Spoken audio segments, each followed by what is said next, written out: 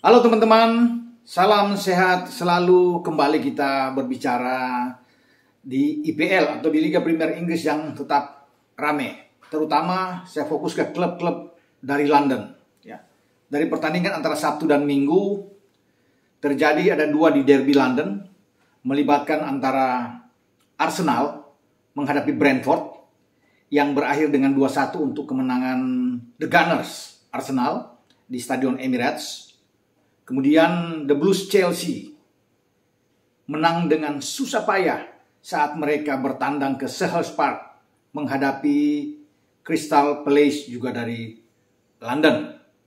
Ada tiga klub top di London ini meraih kemenangan memang. Sebelumnya pada minggu dini hari saya sudah bahas dalam konten saya bagaimana kejutan yang dilakukan oleh Tottenham Hotspur saat mereka bertandang ke Etihad dan mereka mengalahkan pimpinan klasemen sementara dan juga juara bertahan di IPL Manchester City lewat kemenangan dramatis 3-2. Dan satu pertandingan lain yang sudah dimainkan hari Sabtu itu West Ham United di depan publik sendiri di Stadion Olimpiade London. Mereka gagal mendapatkan 3 poin saat menjamu Newcastle dan harus puas dengan 1-1. Saya akan coba untuk berbicara dengan Arsenal dan nantinya dengan Chelsea. Tim asuhan Mikel Arteta ini meraih 3 poin penting di depan publik mereka di Emirates saat mereka menjamu Brentford. 2 gol kita sudah tahu bersama diciptakan oleh 2 anak muda mereka. Emil Smith-Rowe dengan gol yang sangat cantik ketika dia melakukan cut inside ke dalam dan melepaskan tembakan kaki kanan. Juga dengan gol kedua dari Bukayo Saka dan gol balasan dilesakan oleh pemain Brentford di menit terakhir ya, 90+3 Norgard. Bagi Arsenal 3 poin ini terasa sangat penting ya. Penting dalam arti mereka sedang mengincar untuk masuk ke posisi zona Champions. Masih terbuka. Karena ini menjadi kemenangan ke-13 mereka dalam 23. Mereka masih 23 pertandingan. Poin mereka 42. Sama dengan poin yang dimiliki oleh West Ham United juga dengan 42. Tapi West Ham ini kan sudah bermain 26 kali. West Ham ada di peringkat kelima dan Arsenal di 6. Posisi keempat batas di zona Champions. Ya. Untuk wakil-wakil Inggris yang nantinya akan hadir di Liga Champions musim depan itu ditempati oleh Manchester United. Mereka hanya berselisih 1 poin ya, antara West Ham Arsenal yang 42 dengan MU yang 43. Tapi MU ini kan sudah main 25 kali. Bahkan West Ham sudah jauh lebih banyak saya katakan tadi dengan 26. Sementara bagi Spurs yang ada di peringkat ke-7 sekarang mengambil alih, menggeser Wolves dan turun ke-8 dengan 39 poin. Ya. Dan bagi Spurs mereka sudah memainkan 23 pertandingan sama seperti Arsenal. Nah, Arsenal ini memungkinkan sekali untuk bisa kembali hadir di Liga Champions. Asal mereka sangat harus konsisten. Kalau melihat dari kedalaman skuad oke ya. Tampil melawan Brentford juga, Bukayo Saka, Smith-Rowe, ya. Odegaard bermain di lini serang mendukung seorang Alexandre Lacazette. Ada ditopang dengan 2 gelandang mereka yang sangat bagus, Thomas Partey dan Granit Xhaka. Ini oke kalau bisa melihat asal mereka tidak mengalami cedera dan konsisten. Saya rasa dengan hanya baru 23 pertandingan ya, mereka bisa mendapatkan hasil bagus ya. Karena sebelumnya juga ada pertandingan tunda yang mereka harus lewati menghadapi Chelsea ya, dalam derby sesama London juga. Jadi prospek bagi pasukan Mikel Arteta ini sangat baik untuk ke depan. Yang penting itu tadi yang saya bisa katakan. Mereka harus stabil ya. Tidak harus banyak kehilangan poin terutama saat bermain di kandang ya. Karena posisi mereka ini kan tinggal 3 bulan ke depan ya, sampai di bulan Mei. Kalau mereka kehilangan angka bermain di kandang kalah atau imbang, ini akan sangat sulit. Memang masih rame di antara ada 4 tim. Bahkan kalau bisa dimasukin 1 tim lagi ada Wolves yang bisa mengganggu. Tapi sementara saya melihat memang hanya 4 tim. MU, West Ham, Arsenal dan Spurs. Semoga ke depan Arsenal ini terus dalam track yang bagus untuk menuju ke 4 besar. Dari Emirates saya bergeser ke Selhurst Park. The Blues yang baru saja mengukir sejarah meraih gelar pertama mereka di kejuaraan dunia antar klub setelah mengalahkan Palmeiras. Tim asuhan Thomas Tuchel ini datang ke Selhurst Park tentunya dengan ambisi besar. Bukan saja menang, tapi bisa mencetak lebih dari 2 gol. Tapi itu mereka tidak dapatkan. Mereka mengalami kesulitan, terutama menghadapi Crystal Palace yang bermain juga bagus. Ya. Bahkan ada beberapa peluang kalau bisa melihat. Ya.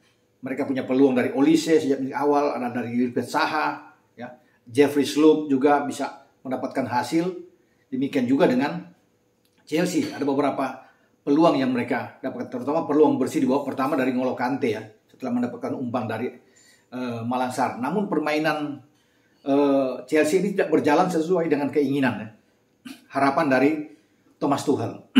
Thomas Tuchel itu memainkan pola yang memang agak berbeda karena mereka tidak punya dua di sisi flank yang ada. Azpilicueta tidak ada di bench. Ini yang membuat bahwa dia bermain dengan 4 back di belakang, itu menggeser posisi Christensen agak ke kanan. Di back tengah dimainkan dengan Thiago Silva dan Rudiger, dan Malang Sarr ada di kiri. Di gelandang ada Pulisic, di sana ada Jorginho dan Kante. Di depan ada Havertz dan lagi-lagi Lukaku yang bermain di depan bersama dengan Hakim Ziyech. Nah, ini yang tidak jalan di babak pertama. Yang saya lihat. Padahal ini kan starting 11 terbaik kalau bisa melihat. Kalau lihat dari head to head dengan apa yang ada di tim asuhan Patrick Vieira, ini jauh. Ya. Bahwa kedalaman skuad dari Chelsea kita tahu bersama, lebih unggul. Mestinya mereka bisa mendapatkan hasil yang bagus, bisa mencetak gol di babak pertama. Tetapi kalau mendapatkan bahwa hasil akhir itu ditentukan di menit terakhir oleh seorang Hakim Ziyech, ini memang ada sesuatu yang tidak berjalan. Dan masih untung bagi Thomas Tuchel, dia bisa melihat ini. Ketika permainan mereka terutama di lini kedua mereka tidak bagus karena dia menampilkan lebih dulu adalah Malang Sarr, bukan Marcos Alonso yang ada di bench. Memang mereka kehilangan pemain-pemain fullback yang bagus. Reece James masih belum bugar. Aspi juga tidak ada. Sebelumnya juga Ben Chilwell sudah tidak bermain. Dan Alonso masih bugar namun bangkit dari babak kedua. Setelah melihat tidak jalan, baru Tuchel bisa memainkan pemain-pemain ini. Semua dimasukkan di menit ke-74 secara berbarengan. Dia menarik 2 gelandang bagus sebenarnya, yang selama ini menjadi kekuatan. Jorginho dan Kante juga ditarik keluar.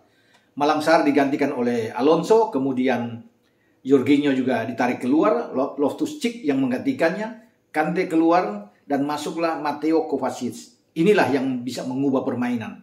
Lebih mengalir ya, lebih cair permainan dari Chelsea di babak kedua, dan banyak menciptakan peluang. Dan itu yang lahir akhirnya. Alonso bisa mengerikan umpan lambung ya, dari sisi kiri atau pertahanan kanan lawan, dan diselesaikan oleh Hakim Ziyech untuk bisa menjadi gol di menit 89. Gol satu-satunya. Walaupun sebenarnya di menit 75 Hakim Ziyech juga sudah membuat gol dan kita sudah tahu bersama. Tapi di sana gol itu dianulir, ya, karena posisi dari Lukaku offside. Ya.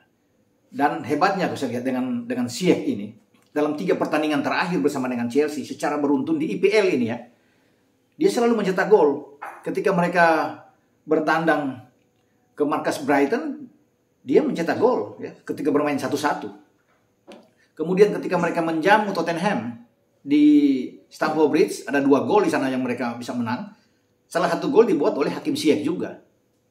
Kemudian 1 gol lainnya oleh Thiago Silva. Jadi selalu dia bisa mencetak gol dalam 3 pertandingan terakhir di IPL sampai dengan pertandingan melawan Crystal Palace di Selhurst Park. Jadi ini oke. Dalam pertandingan juga kemarin Ziyech ini bisa melepaskan 3 tembakan dia dengan 4 dribble yang sukses ya. 1 menghasilkan gol. Masih jauh lebih bagus saya pikir apa yang dilakukan oleh Ziyech ini. Walaupun dia baru membuat 4 gol sejauh ini. Tetapi dibandingkan dengan Lukaku, ini pemain yang saya pikir flop, yang tidak begitu bagus bermain ya di IPL. Dia terakhir mencetak gol Lukaku itu pada 30 Desember yang lalu, juga melawan Brighton ketika draw 1-1 di Stamford Bridge. Sepanjang 2022 dari bulan Januari dan masuk ke Februari ini, Lukaku itu tidak pernah mencetak gol. Secara total dia sudah membuat 5 gol dalam 17 laga. Ini jauh dari harapan. Tidak seperti ketika dia di Inter Milan ya, dalam 2 musim yang bagus. Musim pertama dengan 22 gol, kemudian musim kedua 23 gol, oke lah.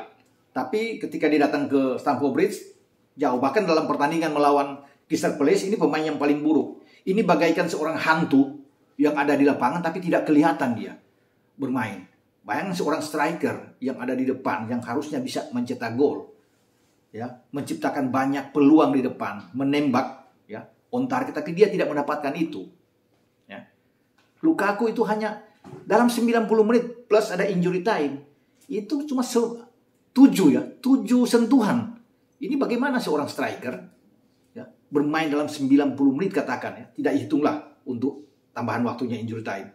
Hanya 7 sentuhan, bagaimana di lapangan? Apa yang dilakukan selama ini di lapangan? Bahkan di babak pertama hanya 2 kali. Dalam catatan Opta yang saya lihat itu hanya 2 sentuhan. Ya. Hanya ada 4 kali mungkin dia menang duel di sana. Ada 4 umpan akuratnya. Tetapi 7 sentuhan ini kan tidak masuk di akal. Apalagi hanya 2 di babak pertama. Tidak pernah ada menembak satupun untuk on target. Nggak ada.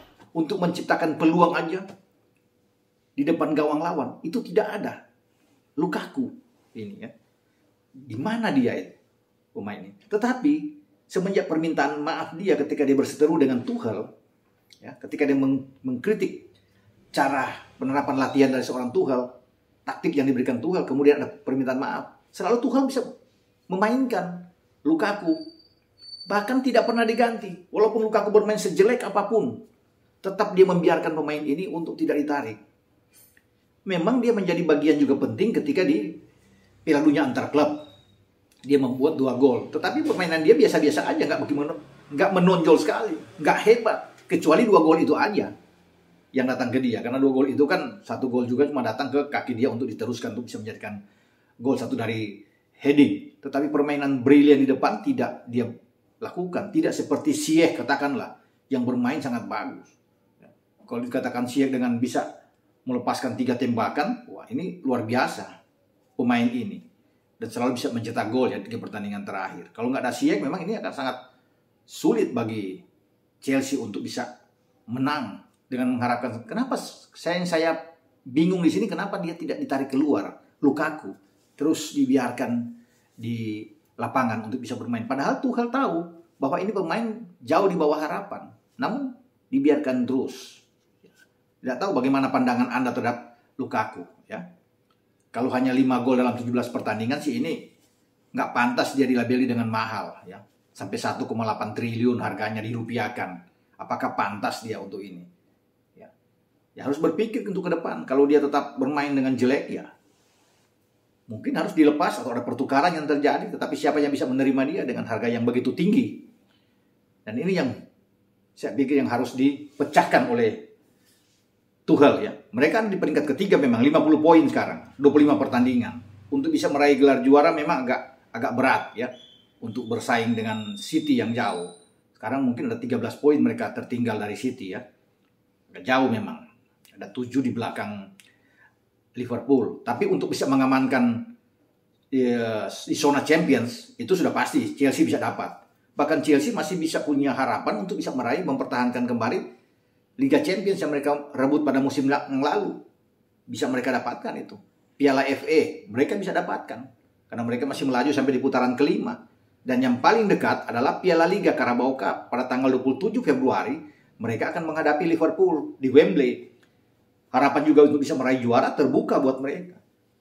Jadi kalau mereka fokus aja untuk mengambil Piala Liga, Piala FA dan UCL kan sudah luar biasa penampilan dari Chelsea. Cuma sekali lagi, dengan sosok seorang Lukaku ini yang saya memang menjadi pertanyaan, ya, ketika dia menjadi striker dan kurang sekali kontribusi dia terhadap tim Chelsea, sehingga saya mengatakan memang tidak pantas kalau dia dengan harga yang begitu mahal, ya, kemudian dia bermain seperti ini, ya. Kita tidak tahu ke depan, ini tugas dari Thomas Tuchel sebagai pelatih yang bertanggung jawab, ya. Tapi apapun itu, The Blues harus terus berlari. Ya, harus terus bisa menatap ke depan karena masih banyak gelar, ya, piala yang mereka bisa dapatkan dengan mengamankan posisi mereka di 4 besar. Sampai di sini review saya tentang klub-klub di London yang bertarung sepanjang Sabtu dan Minggu, terutama ada 3 klub yang sukses, ya. Spurs, Arsenal, dan The Blues. Chelsea. Ciao.